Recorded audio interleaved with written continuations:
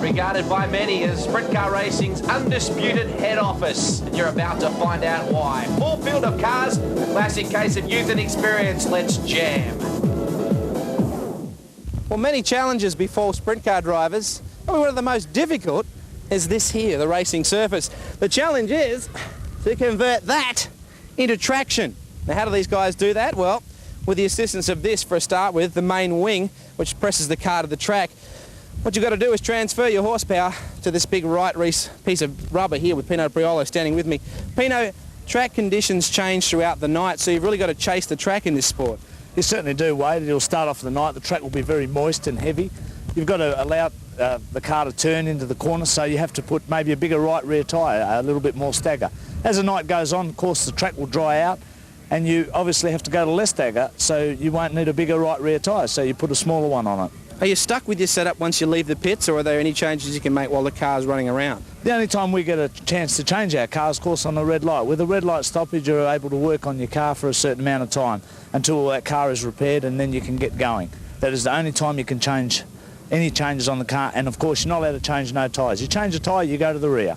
Adam? Well, the rules are clear and simple. Pino Priolo there, who's probably had more airline food than he's had home-cooked meals. The likeable West Aussie flies from Perth each weekend to race at PCR, as we see James Thompson and Kerry Madsen carrying the Australian flag for the anthem lap, and a big crowd in attendance. Robbie Farr breaks the ribbon on a brand new season of speed in a brand new O'Brien aluminium Avenger race car. Sharp looking machine, and the good news is he's carrying race cam for us tonight. If he could have picked a more exciting driver in sprint car racing, he'd have to go to another country. Thanks to O'Brien aluminium, here is Robbie Farr in the office, and this is a graphic shot right here. Have a look at how much clay builds up on the tear-offs there. Look at that. You only get probably 3 or 4 seconds max worth of clear vision before you're filled in again. You watch Robbie's right arm go up towards the tear-offs here. Bang. Clear again. Look how sideways the car is behind him. Great pictures. Race cam at Parramatta City Raceway. Well, you can see there that the camera angle makes it look like there's plenty of room in there. There's not. We caught up with Robbie Farr prior to this and asked him how much room is really in there. Is it comfortable? Yeah, it's a little bit uncomfortable. It's toned to us. We really enjoy. I ran the midget last year, which is actually a lot smaller in the cockpit than the sprint cars, and this year I feel like I've got a lot more room than last year. But no, they are pretty confined. Your knees are very sturdy, and not much can move around because it's such a physical sport. This has always been your first love, hasn't it, Robbie, racing sprint cars? Yeah, this is what I started in go-karts, but this is my first real start in sprint cars when I was 16, and that's all I've really done. So we've just had a long off-season, and we're just dying to get back into it. You've tried a number of different chassis. How does the Avenger stack up? Great. Yeah, we've done 6 shows last year with an Avenger chassis, and it was probably the best chassis I've ever driven. It's very easy to work with. The safety aspects of the car are great. Yeah, so what do you think of that bar, external bar there? Well, I think it's great. I think it's just someone, when they built the car, they're just being smart about it and trying to protect the driver for a change. Now, these cars get pretty physical inside. As an example, what's on the other side of your steering wheel? Well, on the other side of the steering wheel, we have this steering wheel here has no padding at all, and it's actually got welded ribs on the steering wheel just to keep your fingers in place, because otherwise you slip sliding away. They're that physical? They are that physical. Your neck and your upper body really cops it, and especially sitting behind the motor. Most other aspects of motorsport, the motor sits behind you, where in these you're sitting behind the motor, and the heat coming off the motor is incredible. You used to be called the wild child. That's a tag that you want to leave behind these days, Robbie. Yeah, well, that's something when I was a teenager, and we used to put on a bit of a show for people. Why did they call you that? Well, I was probably a little bit wild. A little bit wild, yeah, going a little bit quicker than probably I was capable of at an early stage, but we've tamed it down a lot in the last couple of years, and now we're starting to win a lot of races. Well, if you're a boy and you've got a little sister, there's a good chance you've had the odd stoush or two. Probably not this guy, Darren Sailard from Queanbeyan. And Darren, your little sister bought you a sprint car. I bet you love her to death.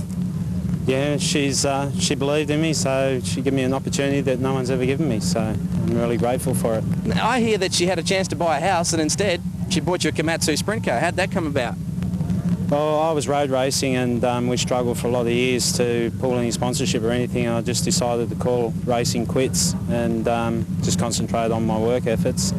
And she was at me for 7 months to come and watch sprint cars, and I said, look, I'm going to go from asphalt racing to dirt racing, and and make a go of it. I said it's pretty hard to be good at one and then hop in the other one, and I like to be very competitive straight away.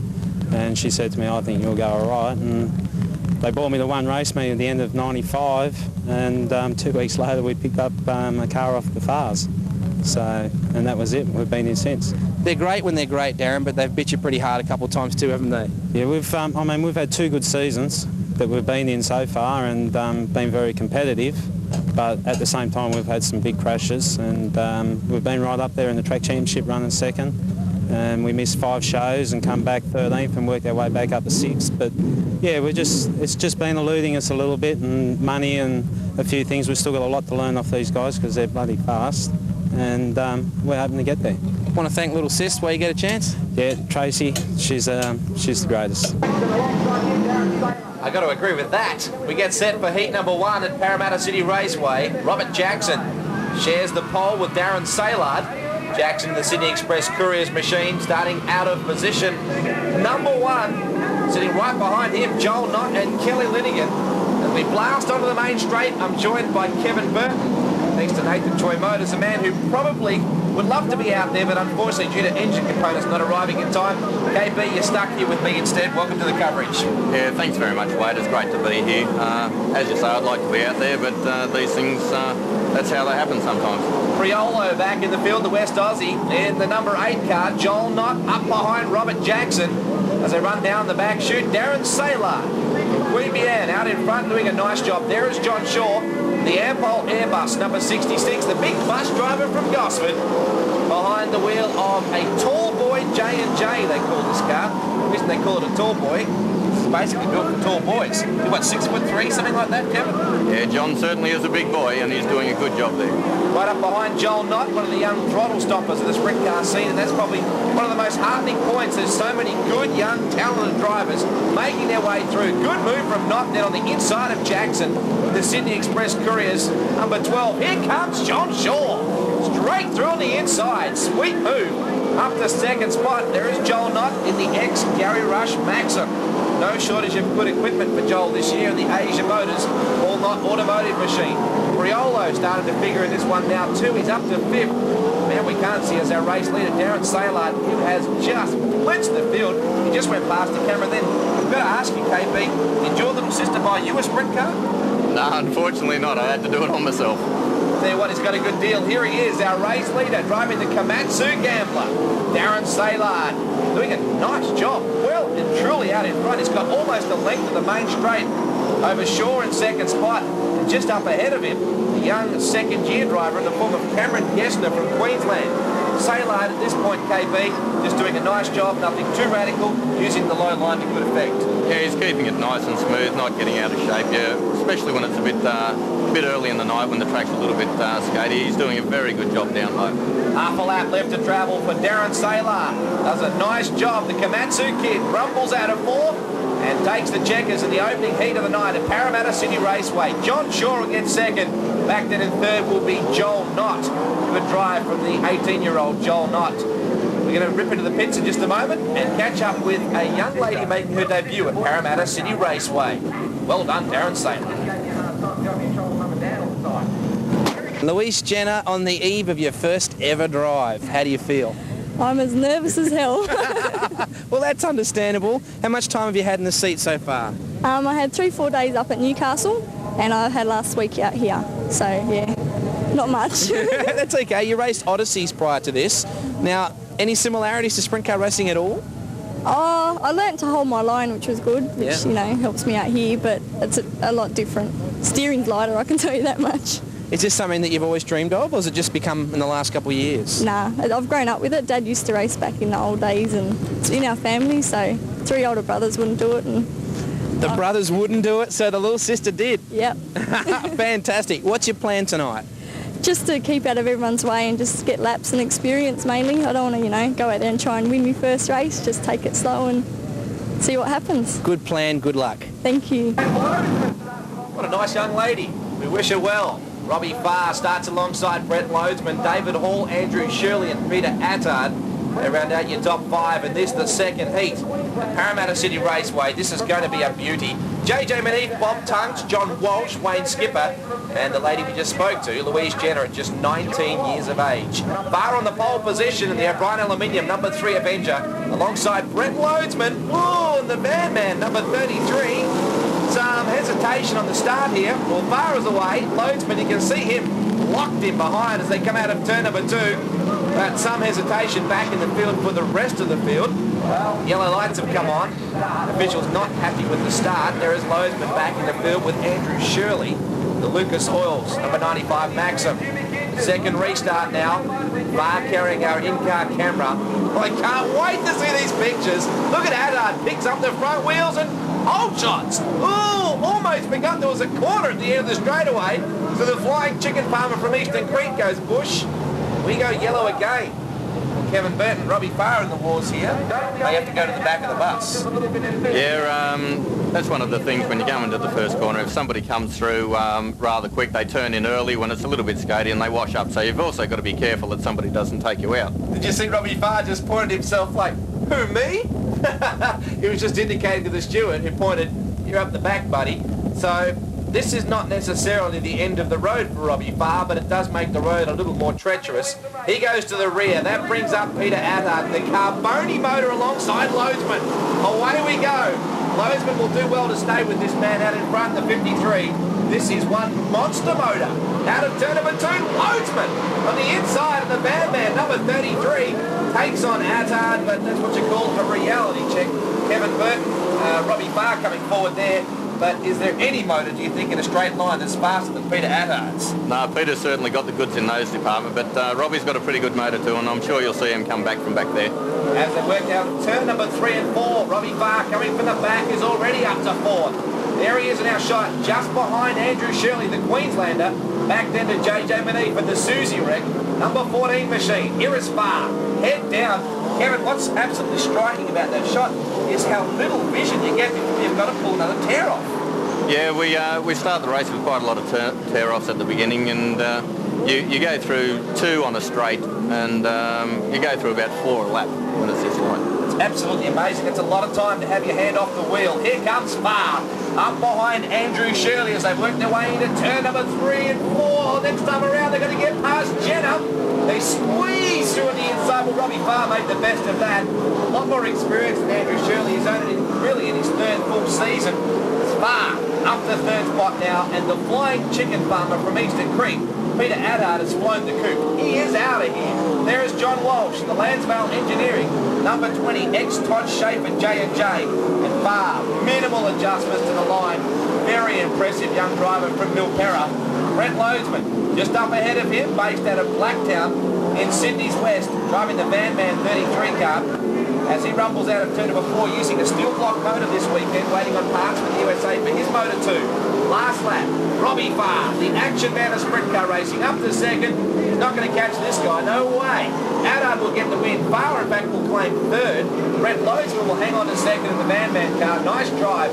Farr, the action man, coming from well back. Back then to Shirley, John Walsh, and Robbie Farr, where you can see the helmet is absolutely caked in mud. Let's catch up with our heat race winner, Peter Attard, who's going to be a very happy camper.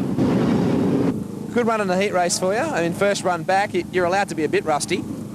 Yeah, lacking a lot of laps there, but try and do as many laps as we can.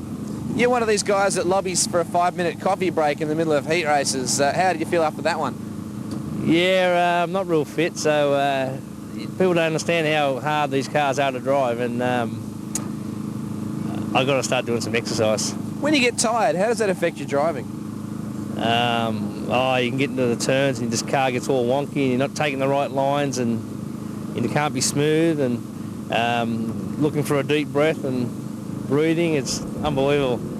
It's hard to describe, like, unless you're actually doing it, what it's actually like if you're not fit. One of the true characters of the sport is Peter Attard. We get set for heat number 3 now. It brings up Kerry Madsen, Brad Hayward, former Aussie champ Todd Wanless, Grant Tunks and Trent Gale, 2nd generation racer in the mixed medal. Number 13 car, Peter Kraft, Marty Perovich, Mark Blighton, Stephen Bell and Mark Bertacco.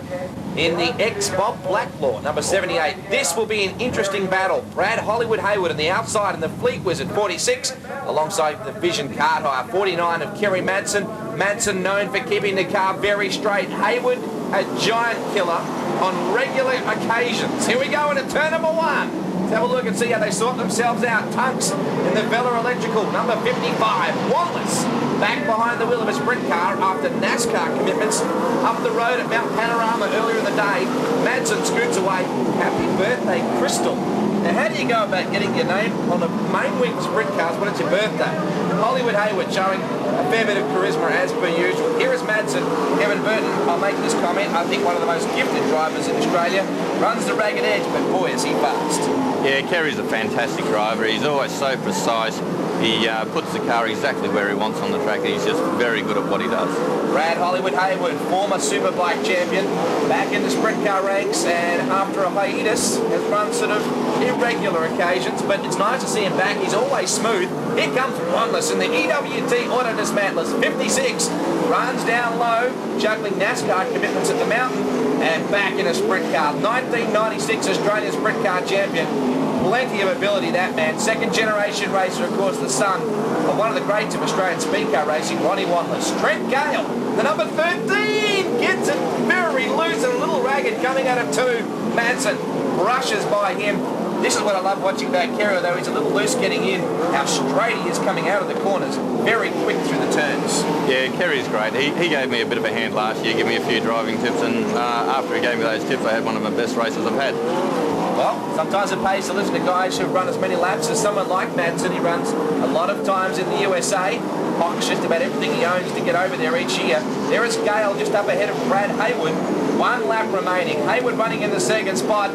Although it has to be said, Kerry Madsen is spanking this field in the Vision Card Hire, number 49. He'll romp to victory.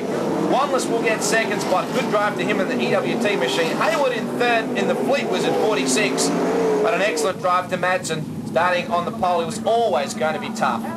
Victorian Stephen Bell having some trouble in the wheelie waist, number 69. Let's go into the pits and meet Kelly Linigan.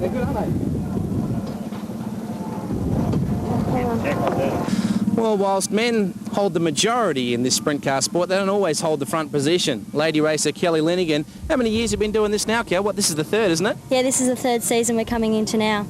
How do you feel going out into each night? You gain more and more experience and set different goals? Yeah, you gain more experience the more laps you get. Yeah, we do set different goals every year. Like this year's one's to probably win a feature, hopefully here at Parramatta and hopefully at Newcastle when we race up there, and hopefully win a few more heat races. What was it like winning your first heat race? You remember that?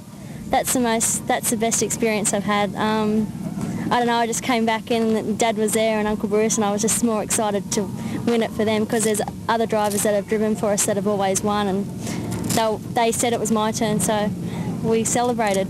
I mean, there's got to be an enormous rush of adrenaline, Kelly, when things are going well, but there must be an element of fear sometimes when things go wrong. Last year I had a big crash here and I thought I'd never get in a race car again when I went over the tyres, but it's like if you fall off a horse, you always get back up on it, so that's what we've done. Last season voted Parramatta City Raceway's most popular competitor. Very likeable and doing a good job behind the wheel is Kelly Linigan. Adam Constable starts on the pole alongside Trevor Shields, Pino Priolo, Adrian Marr, Shane Sonta, David Hall. Linigan starts from position 8 in the Jeff Rogers wholesale cars. Number 9, Joel Knott. Starting from 10, Darren Saylard. Inverting the grid for the second round of heat. Shields gets the Royal Purple John Boy launched out of 4. There is John Shaw in the 66 car. They had to put a new car together for John Shaw. Had some dramas at Darwin just a couple of weekends ago. There is Adrian Marr in the CR&D number 77 Jenkins. Cameron Gessner back in the field. There is Linigan, Saylard, Robert Jackson, and Adam Constable at the rear of the field. Pino Priolo, the likeable West Aussie, is out in front from Shields in second in the beautiful Royal Purple John Boy. Shields, he actually spends a bit of time road racing his motorcycle. We look at John Shaw, Kevin Clinton, it looks like the front part of the main wing struts have come loose. All of a sudden he's got some reverse angle on the wing. What will happen to the car now? It looks scary. Yeah, with the wing like that, you get a lot of air under that wing, and you'll start wheel standing, but you can see the track's drying out a bit now, and it's getting a bit sticky, and you'll see a lot more of the cars starting to lift the front wheels, and they're really awesome when these things start wheel standing. Into turn 1 and 2, Pino Priolo, the Yale budget forklifts, number 8, Maxim. Out of turn 2, Shieldsy in the Royal Purple, number 17, one of the nicest cars he's turned out this year. Priolo getting around here very well. He's got completely different racing conditions in Perth, Western Australia. The track is quite flat. It's more of a dirt composite than clay. And Pino is doing an excellent job juggling travel commitments and the preparation involved in getting a sprint car ready to get to the track. Pino in his 3rd season of racing between Perth and Sydney, doing a good job, hoping for a main event win, but this is a tough place to get one of those, Kevin. Yeah, this is one of the toughest places. You've got the best competition in Australia here. That's why all the guys come down here. It's just fantastic. There is Kelly Linigan trying the outside groove and the Jeff Rogers, number 25. The Union Steel 68 of Gessner. Very tall young Queenslander. Onto the main chute, Shaw still struggling along with that main wing as we see Sontra and the high-tech oils, number 23, get rounded up. Linigan just disappearing to the right of our shot then. May have a problem. She does. Pulls up in turn number 2 and obviously dejected, slams the steering wheel. Yeah, I've bent a couple of wheels in my time as well with frustration. Well, Pino Priolo does the job very convincingly. Let's go into the pits and meet a family that slides together and stays together. Well, between them, these two guys here have got somewhat 40 years of racing experience. Bob Tunks, you've got the most, 34 years of that experience. What continues to light your fire about sprint cars? I still enjoy it. It's the most pleasurable thing I think you can do. What is it that you really love the most? I mean, is it going fast? Is it going sideways? Is it just the thrill of competition? I think the thrill of competition, but to start with, to be able to turn out a nice car that looks apart and goes well, and then to just enjoy the mates that I've made in Speedway over the years. And you've brought your family right into it too, quite obviously. Yeah, Grant's been crewing for me since before he was old enough to do it legally and been thrown out of a few pit areas, but since he's been old enough, I don't think he's missed a race meeting. Grant, some could say you've had a head start on the other competition because your dad, well, I think he was just about brought up on sprint car bits. You probably had sprint car bits instead of Kellogg's cornflakes for breakfast. Has it been an advantage having Bob Tunks being your father? Yeah, it has been an advantage. I've been around it all my life, and to have Dad as a role model and to look up to has helped an awful lot. Someone to try and strive after and try and beat what he's achieved in the sport is always a help to look up to, yeah. Take a break from sprint car race with more sprint car action shortly.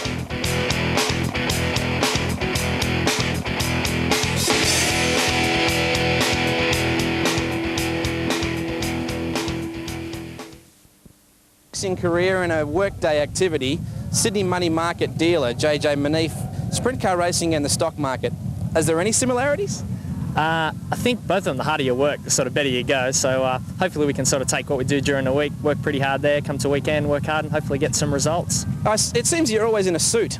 One day a business suit, another day a race suit, but you don't tell the guys at work what you do on the weekends, I hear. I have to be a little bit quiet about it because they might take it sort of as a wrong idea. You don't have enough time to spend at work.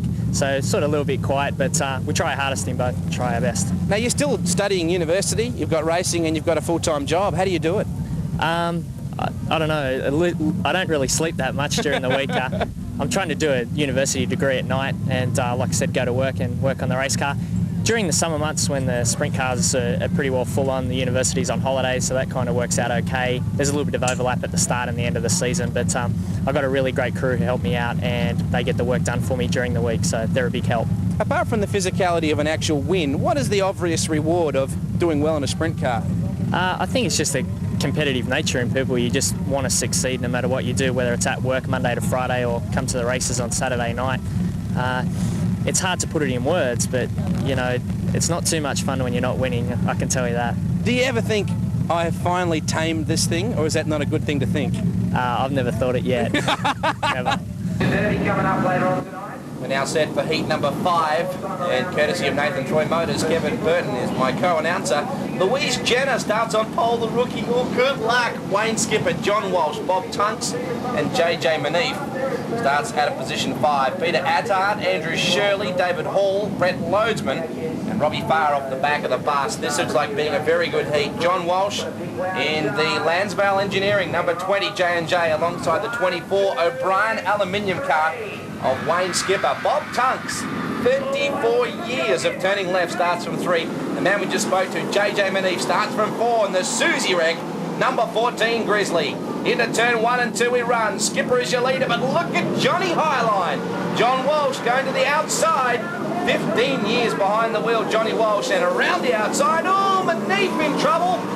Spins the Susie Rank-Villawood truck sales, number 14 car that was stopped midway through turn number 3 and 4. There are safer places to do that, KB. Yes, I've been there before, and unfortunately I've been collected there before as well. JJ very lucky that the rest of the traffic had some means of getting around him. Back at the restart, John Walsh will be spinning chips. He got a brilliant start on the first time around. Look at Walsh to the outside again. Skipper gets a mean bite out of the mid-track. Here comes Andrew Shirley. Talented Queenslander out of Toowoomba. Drops through on the low side. Gee, they're getting some bite out of the racetrack. Shirley into the lead. Walsh back to third. Oh, the car straightened right up in the middle of the turn. Here comes Peter Attard. Fourth up to third. Can he make it second? There wasn't much room, but somehow he found the groove there. Walsh started to dial back in. Kevin Burton, it's their first night back. I bet there's some people puffing and blowing after this heat race because it's physical stuff. Yeah, they're very physical cars to drive. You can see with the ruts and that in the track that they're working the wheels hard. Look at Farr blasting out of turn number 4, trying to put a move on Skipper and does so. Sweet move on the inside, puts himself into third. Well, from the back of the bus on 2 occasions now and looking for top 3 as they blast around the outside of Louise Jenner. That is going to be a little disconcerting for the rookie. Yes, it's very daunting your first time out there, but she's doing the right thing. She's just staying down there low and she's gaining experience with every lap she does. Andrew Shirley is your leader, the Lucas Oils Maxim. Walsh in the second spot, Farr in third, back to Attard, Manif, and as we said, the 16, Jenner Constructions, number 16. Look at Robbie Farr! I was talking about Louise Jenner going a lap down. She's not actually in 4th place, and Robbie got a whole heap of bite midway through the corner. If he can pick a place where the car grabs that much traction, Walsh, I would say that Kevin Burton would have to be on the straights. You prefer it, right? Exactly. When the front wheels are up, you want to be going forward. Not sideways and turning. Shirley brings them back under caution. Unfortunately, he had a good lead up his sleeve. JJ Manif, unfortunately, the cause of the stoppage over there in the back stretch. So Shirley will lead them away. John Walsh is breathing down his tile pipes. Out of turn number 4. Let's have a look. Can Farr make anything stick? No, our 2 leaders stomping away. Walsh running a little bit higher on the track than Shirley, but there seems to be plenty of bite in the middle part of the circuit. Here comes Walsh trying to use the outside. John Walsh is going to be a force this year, KB. Yeah, John had a few drives last year in another car, and he's got his own car this year, and he's back into the groove pretty early. A bit high every now and then, but he's going great. Yeah, a bit high is exactly right. Just there it cost him a chance at holding on to second. Farr, very quick to capitalise. 1 lap remains of Parramatta City Raceway. Shirley, the Queenslander, out in front. From Milpera's Robbie Farr, back into 3rd spot, chipping Norton, John Walsh. Out of 4, Shirley, impressive driver, good looking car. The Lucas Oils Maxim takes the win from Robbie Farr in 2nd, back to Walsh, then back to Peter Attard in the 4th spot. Andrew Shirley going to be well pleased with his efforts. Last year he bagged a World Series Sprint Car main event. It was the first one of the season at Kalgoorlie. Excellent crowd and attendance. They're showing up in big numbers for the opening meeting of the summer. Sprint cars and Saturday nights are back at PCR. Mark Bertacco, the ex-Bob Blacklaw car, starts on the pole alongside Stephen Bell, very talented Formula 500 driver from Victoria, and he's in the wheelie waist, number 69. He starts alongside Mark Blighton there in the 82, another guy with a lot of promise but not a huge budget. Back in the field is Peter Kraft in the Kraft Differentials, number 86 Grizzly car. Good lineup. Final qualifying heat. We're getting set for a start. Good looking launch, very even dispatch. Perovich down low in the second row. Whoa! Trent Gale rides a huge crash. Throttle stuck wide open by the looks of things. And Trent Gale. Well, sprint car racing can be a fun sport, but it can bite you hard. Look at that. The bike started there, but up in front, it was Gale. And when they start turning like that, what chance have you got of getting out of it? The best you can do is try and turn up the hill and bring it back down, but once they're up past a degree, you're over. Now, was the throttle jammed just then, Kevin, or do you think maybe it was just a bit disorientated and still had the foot on the pedal? It can be both. Sometimes the throttle jams on, but generally when you start rolling over, you tend to brace yourself, and what happens then? You put your foot on the throttle. Yeah. Oh, bit of a clash of wheels then between Blighton and Stephen Bell. Here comes Marty Perovich out of turn number 2. This young man has got the best of everything in this race car. Out of turn number 4, he's up into 2nd spot. Bell a little bit ragged out of turn number 4 just then. There's Wanless. Kerry Madsen running with him. Two very talented youngsters right there in our shot. The EWT Auto Dismantlers 56 of Wanless. Oh, look at Manson. Blows on by as they come out of turn number 4. Blighton still in the third spot now because Perovich is up to second. Going out after the wheelie waste. Number 69 of Stephen Bell. Oh, I tell you what, he's pushing the car deep into turn number 3. Formula 500 driver making a nice transition to sprint car racing, Kevin. Yeah, Marty's about to make a pass on him. I think it's just a matter of wearing him down, but he'll get there. Well, it just seems like Bell running a little bit too deep into the corners, has very little experience at this track, whereas Perovich has run a lot of laps around the place. Marty brushes him past now in the 52 JPPS Gambler. His dad's painting service sponsoring and financing the deal at Carboni Motor. Bell! Ooh, well, we looked at the wing a little earlier on and thought, gee, that doesn't look comfortable. That was scary, and what was even more frightening was how instantaneous it was that the front end popped up when that happened. Yeah, you can't turn a corner without the front wheels on the ground. Marty Perovich does it sometimes, and that's when the wing's set perfect. Here he is, the young throttle stomper in his early 20s, only just spends his days working on the race car, getting it in race trim for that week's competition. Madsen to the outside, up to second now. Blighton in the third spot in the 82.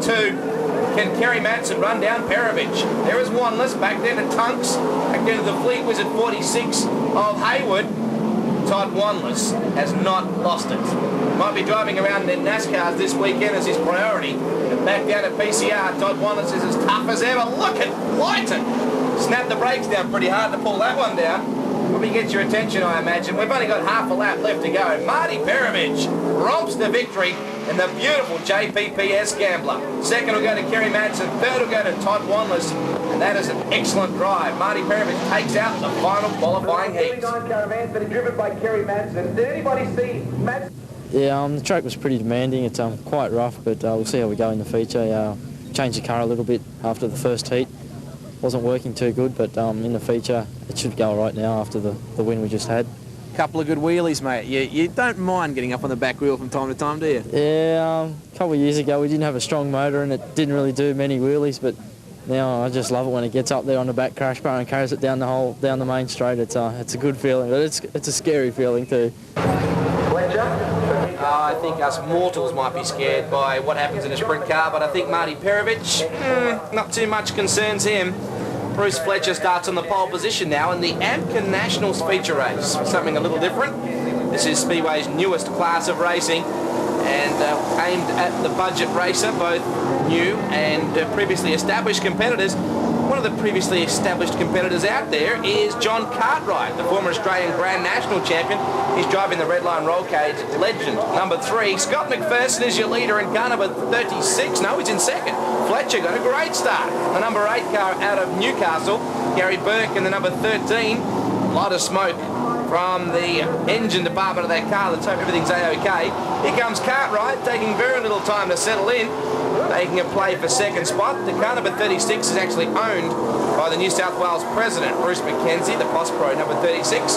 However, McPherson, driving this car last week, I believe he blew the mill in his own machine. Bernie Gordon back in fourth. How long did Gary Burke hold on with that much smoke pouring out of the tail of the number 13? In a turn number 3 and 4 we run the Amkin Nationals feature race, governed by a very strict set of regulations. They have a weight limit. They're required to run steel wheels, no aluminium wheels. They can't run quick change differentials. They can't run different size wheels or tyres. They have to play with air pressure. It's the only way that they can get a difference in stagger in the car, which is basically the difference between the left rear tyre and the right rear tyre in terms of air pressure. So the guys pump up the right rear a little more than the left, but not a huge amount. The formula is to keep the cars as even as possible, and that's what's happening here. Look at this, Cartwright ranges back up on the inside, but McPherson able to hold him out very nicely. You have to use what horsepower you have as wisely as you can. The 253 cubic inch Holden V8. Ooh, whisper smoke out of the side of the number 3 red line machine. McPherson denying him very nicely. Fletcher has absolutely shot away with this, and the kitten's on the move. Number 8, Amkin National. Out of turn number 4, it's getting more and more hazy. The reason for that is Gary Burke in the background, the number 13. Bernie Gordon is still hanging on to 4th. Good battle. Look at this, all 3 of them right there. The laps start to tick away. Fletcher had a bigger advantage early on in the race, but it seems that the guys in second and third have run him down a little. Last lap, what can McPherson do? The smoke starting to gather and grow underneath the bonnet of the number 3 Redline machine. Down the back straight once more. Look at the smoke screen Burke is putting up. Checkered flag is at the ready. Fletcher should romp to victory here. The Kitchen's on the move. Number 8 car out of Newcastle. Second will go to McPherson. Cartwright went bush. Bernie Gordon will get third. Well, they say where smoke, there's fire, and you can see that Gary Burke's problems have worsened. Let's go to the pits where we're catching up with a special guest. Poor old Gary Burke, you wouldn't be happy with that. Well, we should count this guy's fingers, because I reckon for every one finger he's got, there's always a motorsports pie that's attached to it. Ronnie O'Brien, they call you the Santa Claus of sprint car racing. This is a sport you truly love, isn't it? It's all motor racing I love, but this is going to be a lot better this year, I hope. And I've got a great team and a great heap of guys that are going to make us the winners this year. From asphalt to clay, you cover it all, don't you? It seems like if there's any form of motorsport, if it's got wheels, you're there. Yeah, because it's got aluminium, and that's what it's all about. That's what this sport's all about, and I do sell, and I've told that before, we sell lots of aluminium into this steel, and that's why I'm about it. I'm putting a bit back into it. Well, you're hoping this year that Robbie Farr will bring you home a lot of cash and not use so much aluminium. Yeah, it might be great, mightn't it? We might be cashed up the end of the year this year, so it's looking really good, and a great heap, and the new business with Ian working with us to make some product, it's going to work out really good. Well, it's all come down to this, one of the most spectacular sights in motorsport, a 4-wide salute. We get set for the 25-lap main event. There are some fast cars in this bunch, and the fastest are down the back. Wayne Skipper alongside Trevor Shields on the front row, Mark Blighton, John Walsh and Joel Knott. Brad Tunks, Pino Priolo, Marty Perovich, Darren Saylard and Peter Attard round out your top 10. Ooh, what a lineup we have here. Manif, Andrew Shirley, Ma, Robbie Farr, Todd Wanless. And rounding out the field, Kerry Madsen, Brad Hayward and John Shaw. 18 of the fastest cars here tonight. Kevin Burton, this always gets your blood pumping, that parade lap. Yeah, it's fantastic. It's just our way of saying thanks to the crowd for coming down and seeing us, and we hope to put on a good show for them. I get the strangest feeling a good show is what we're set for. Skipper alongside Shields, the O'Brien aluminium machine alongside the Royal Purple John Boy. Speaking of John Boy, there's a boy named John in the second row. On the outside second row, Johnny Walsh. Could be one to watch from here. We're green. Shields to the outside on Skipper. Walsh very high, not right there with him. There is Robbie Farr carrying her O'Brien aluminium race cam, and you can see it's frantic in there. Whoa! Wheels off the ground. Joel not airborne. Brad Tunks almost stationary for a second there. Likewise Shirley, and they don't idle that low down the rev range, do they, Kevin? No, they actually idle at about 2,000, so you're not sure what's going on, whether you're going to spin or whether you're going to get it round on the corner. Well, you saw Robbie Farr look over his right shoulder then as Brad Hayward went flashing by. That would have annoyed Farr no end. Here comes Mark Blighton back at Wayne Skipper. Oh, very aggressive move. Into turn number 3 and 4, the Arana Bike Wreckers Dubbo, number 82 machine. Looking for the inside line and gets it. Very nice move on Skipper. Blighton knows he's got to get a hurry on. Yeah, the pack will be coming through quite quickly soon, all the fast guys up the back. There's John Walsh in the third spot. Perovich right in behind him. Priolo, oh, I think he may have just punctured a right rear. And look at Kerry Madsen. From the back of the bus, I think it was position 16 or something, up to close to the top 10 already. There's Priolo fading in the distance. I can't get over how quickly Robbie Farr has to clean those tear-offs. Perovich right up behind Walsh now. John Walsh has got the wing set way forward. At the moment, Blighton running across a variety of different lines. The car is driving off the left rear, off the right rear. Walsh pinches the car down low. Skipper's already down there. Very crafty run from Wayne Skipper. Here comes Walsh once more. The Lansvale Engineering, number 20 J&J, the ex-Todd Schaefer machine. It's got plenty of go in a straight line, as we can see right there. Early on the night, it's going to be any man for himself in the heat races, and when you get to the feature race, well, there's just no friends on the racetrack. None at all. Out of 4, Perovich coming forward. Marty up to the third spot. Aggressive youngster in behind John Walsh. Blighton in the lead. Saylard picks up the front wheels. Well, that's awesome stuff. That's why people come to watch sprint car racing on clay, Kevin. That gets your attention. Yeah, you don't see many circuit racing cars do that, let me tell you. That's might be a good thing. I don't know that they're equipped to handle it. Sprint car handling characteristics allow you to do that, but sometimes you come out okay. There is Sailard, the Komatsu kid, putting on a show at the moment. He's up behind Skipper. Look at that. The car is getting very spooky out of the turns. Here's Robbie Farr. That's a great shot, Kevin, of how physical this racetrack is tonight. Farr is copping a workout. Yeah, Robbie works very hard at what he does and he's fast. Here comes Kerry around the outside. He's very aggressive. Oh, Kevin! Whoa! Kevin Byrne was saying how fast he was on the outside. Well, Madsen has tagged Skipper and taken a huge ride. Steering wheel comes flying out. The belts are off already. Madsen is out of the car and uninjured in one of the wildest crashes at Parramatta City Raceway in some time. Listen to the crowd. Well, that's relief from a very large crowd here at PCR. That is a horrendous ride. Let's look at it in slow motion on the replay. Now, Skipper moves up just a little bit here, gets a bit of a push, and you see that Kerry kind of met him at half track. Both guys going for the same piece of dirt. Watch the engine rev hard here, and boom! Look at the flame that licks out the side of that car. That is an enormous wreck, and it would probably have destroyed the Gambler race car and may have hurt the motor pretty badly too. That's going to bring a stop to this race. We're going to go under red light. Ooh, Kerry Madsen held in place tightly by a 5-point racing harness.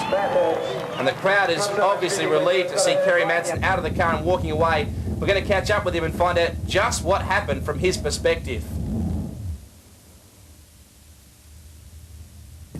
Well, as I went into turn 3, I seen the two guys. I can't remember who was running wherever, but I remember Wayne Skipper was there. And I made the move around him. There was plenty of room. And as I come out of turn 4, I guess, I don't know if Wayne Skipper hit a bump or what happened, but he came up into me and I rode his wheel. And basically, once that happened, it was just sort of hang on from there. Does it seem to take an eternity when you're flipping like that? You know, usually when you start flipping, you know it's going to hurt, so I just grab the wheel and sort of go into a tuck position and just hang on and wait for the big bangs.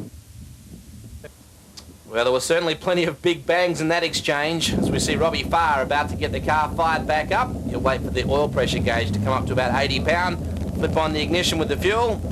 Step on the gas and you ignite 700 horsepower ready to roll. Not literally, I mean. I think it's interesting the point that Madsen made there that Skipper moved up. I don't think it was anything intentional, just in that he hooked a bit of the track, got a push, and they came together. Yeah, you could see the front end bouncing up, and it just came in Kerry's path. He had nowhere to go. Blighton is your leader, back at the restart. There's 15 laps remaining. And here comes Marty Perovich, sniffing a very big win if he's able to get somehow a move past Blighton. Tear off for Robbie Farr, the action man, back in the field, but coming forward. There he is. He's in 4th spot now after starting way back. There is Peter Attard. The Komatsu kid, Sailard, right in behind him. There might have been Bob Jackson back there in the Sydney Express Couriers number 12. Look at the rough ride that Robbie Farr's getting, although he loves an aggressive racetrack. There goes another tear off. Attard off the circuit in the Supreme Poultry, number 53, J&J. And it's Grant Tunks in the Peter Vella Electrical, number 55, JB. Back in the field, JJ Manif, Sydney Money Market dealer, driving the Susie Wreck. Scott's, number 14, Grizzly, running the coilover car for tonight. Right in behind him is Trevor Shields and Perovich, putting together a very solid run. He bounces out of turn number 4. Blighton is putting together a screamer here, Kevin. Yeah, Mark started from up the front and he's holding his own. He's going really well, and we just hope he can hang in there till the end. Todd Wanless has been faced with a bit of bad luck. He got a flat tyre prior to them even going green on this one. And underneath that race restart, he got another flat tyre, so he's had to go back in the field twice. Look at Robbie Farr! Woo, yeah, that is good stuff. He got plenty of bite. Let's look at it in slow motion. This is fabulous. Look at that, up on the back wheels. And you think Robbie Farr get off the gas? Not. That's a wild ride. You could see him working the wheel with the wheels in the air, but they weren't going to help him while they're up there. He was working the car with the right foot. There is Barry rocketing out of 4. Attard takes him on. Well, you saw how close they were then. Well, that would have been pretty horny stuff if you're in the car, but I imagine it gets your attention. You don't want to do that too often.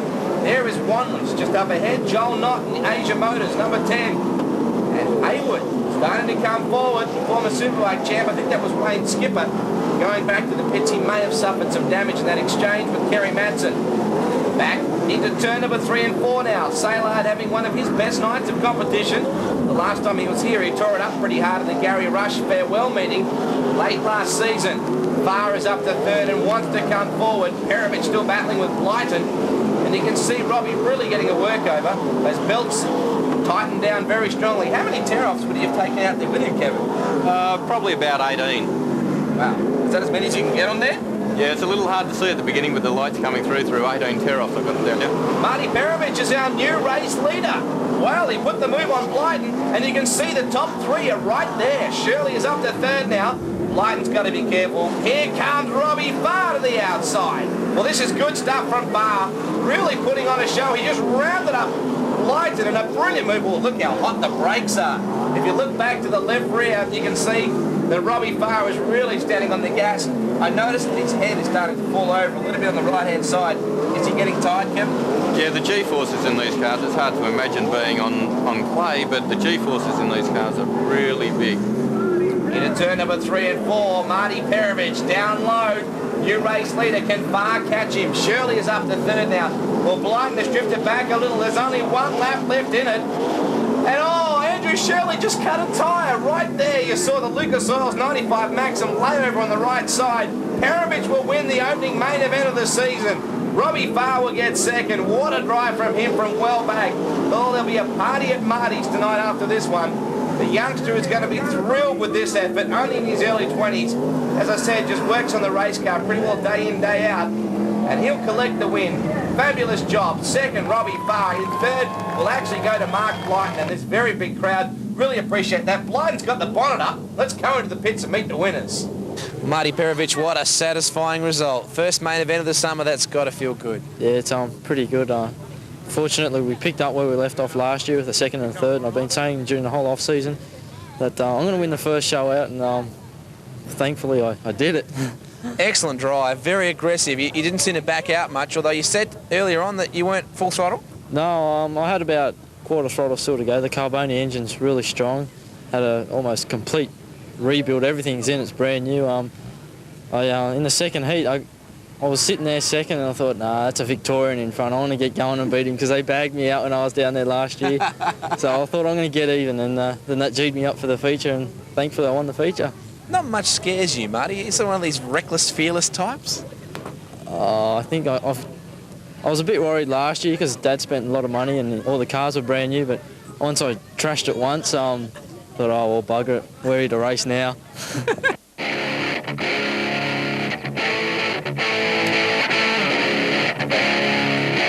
Well, that rounds it up thanks to O'Brien Aluminium, the sprint cars at Parramatta City Raceway, really turning it on.